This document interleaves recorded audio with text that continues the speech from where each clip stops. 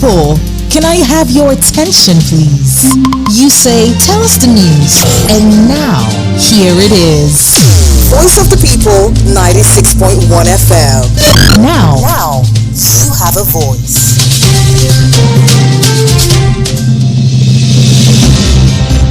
It's our legacy. Nigeria must be cool. The labor of our heroes past must never be in vain. It's your mandate. Our allegiance is to the people of the Federal Republic of Nigeria and not to any political party or any political actor. News from all around the world. Voice of the People, 96.1 FM. News from around the world. The big stories and what's behind them. Politics, business, sports, and international news. This is news from around the world. This is news from around the world.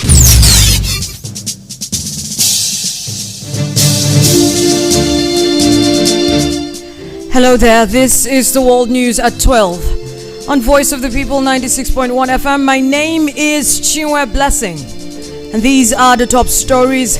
UN, AU, ECOWAS meet on next move. Nasia warns federal government. And 20 killed in fresh Plateau community attack on the foreign scene.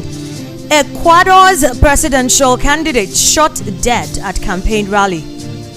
And the world of sports, Women's World Cup 2023 proud to be a Super Falcon plumber. Details now.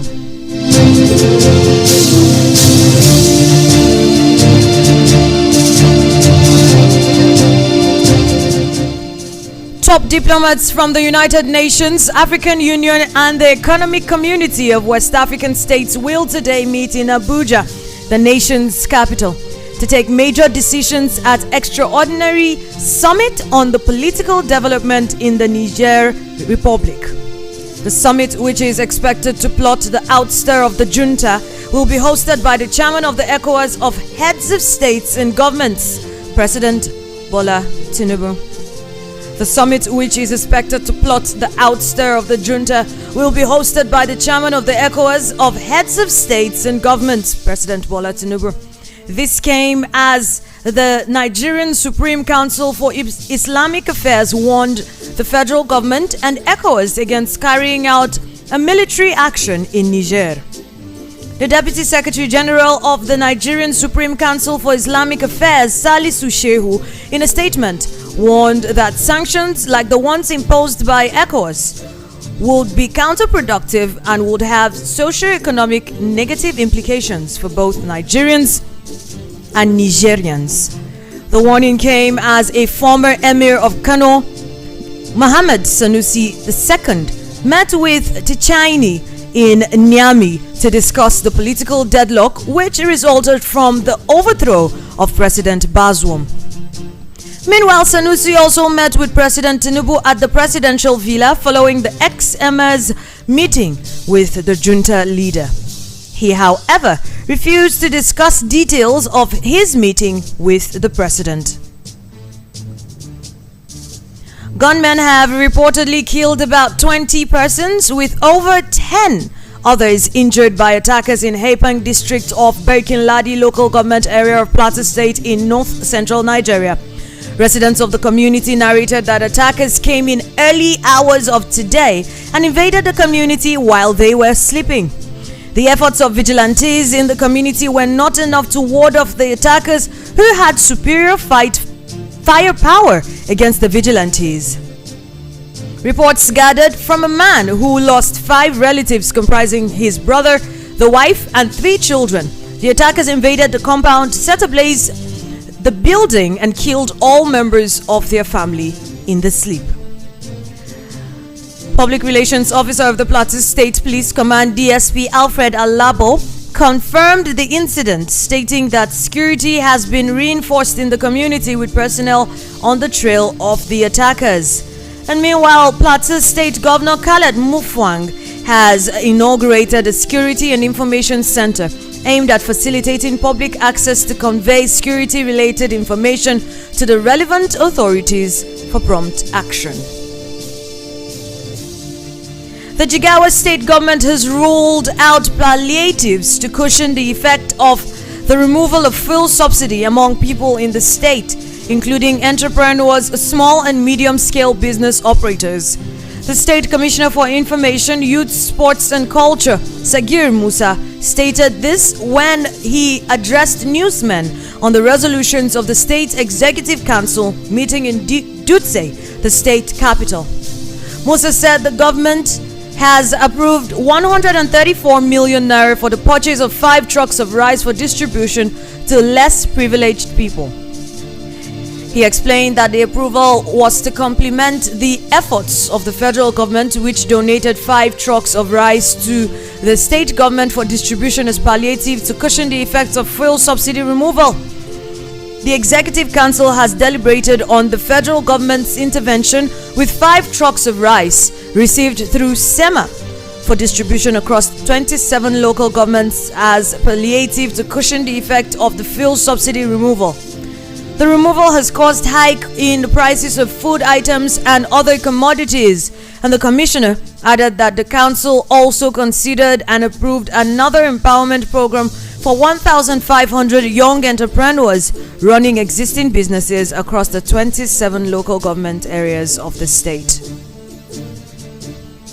Moving on to the foreign scene, Fernando Villavicencio, a candidate in Ecuador's forthcoming presidential election and member of the National Assembly, has been shot dead at a campaign rally.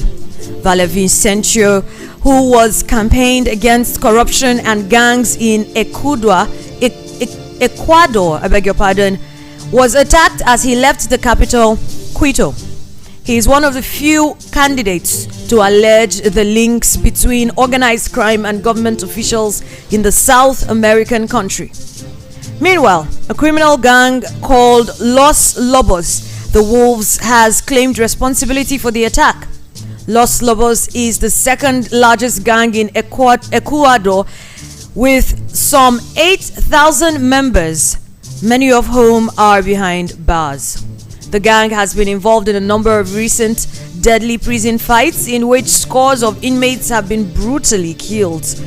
A breakaway faction from Los Chenoros gang, Los Lobos, is believed to have links to the Mexico-based Jalisco New Generation cartel, for which it traffics cocaine. Villavicencio was not the first politician to be assassinated, as the mayor of the city of Manta was shot dead last month. In February, a candidate for mayor in the city of Puerto Lopez was killed, but the shooting of a presidential candidate at a public event in the capital was the most brazen attack, as a burst of gunfire could be heard as the 59-year-old was getting into the car outside the building just moments he had been meeting voters. And onto the world of sports, Super Falcons defender Ashley Plumter said she is proud of Nigeria's performance at the 2023 FIFA Women's World Cup after their round of 16 loss to England. Recalled Nigeria lost 4-2 on penalties to England after a 0-0 draw in full time. Plumter featured in all of Nigeria's games at the tournament and was hailed for her brilliant performances. The 25-year-old stated in a tweet that she is grateful to represent Nigeria and learn more about the Naija spirit. She therefore said she is incredibly grateful for the opportunity to go deeper into her identity, learn about what it means to have Nigeria's spirit, and to showcase the world what a unified, determined, and empowered group of women are capable of achieving. Plumter will join a new club after leaving Leslie Women at the end of the season.